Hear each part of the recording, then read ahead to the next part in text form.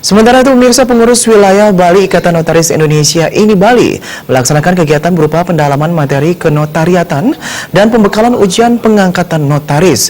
Kegiatan diikuti oleh 110 peserta notaris baru yang bertujuan membentuk notaris yang profesional, andal, dan beretika.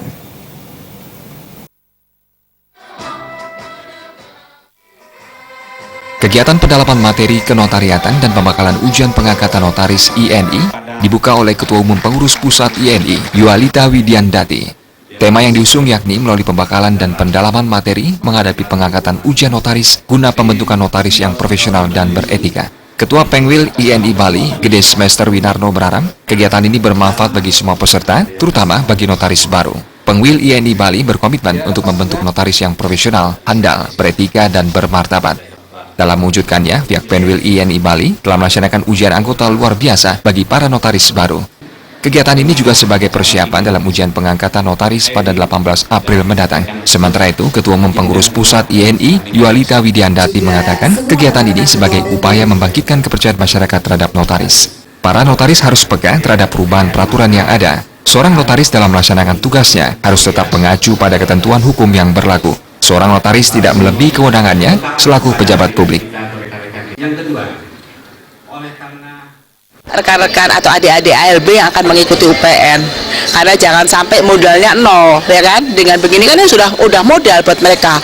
Sepanjang mereka betul-betul mau fokus mengikuti acara dari awal sampai akhir, itu yang terpenting.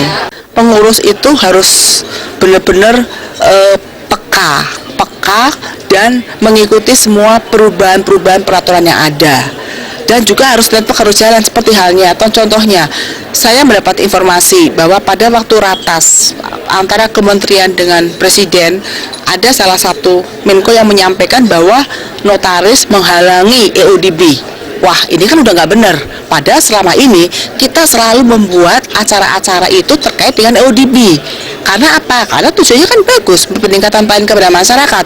Oleh karena itu kita segera waktu di Solo kemarin kita mengadakan upgrading, kita ambil tema mengenai EODB dan kita angkat masalah yang selama ini terjadi di masyarakat, yang masalah yang dialami oleh para notaris di wilayah dan daerah masing-masing, dan hasil itu pun kami kirimkan kepada Pak Presiden.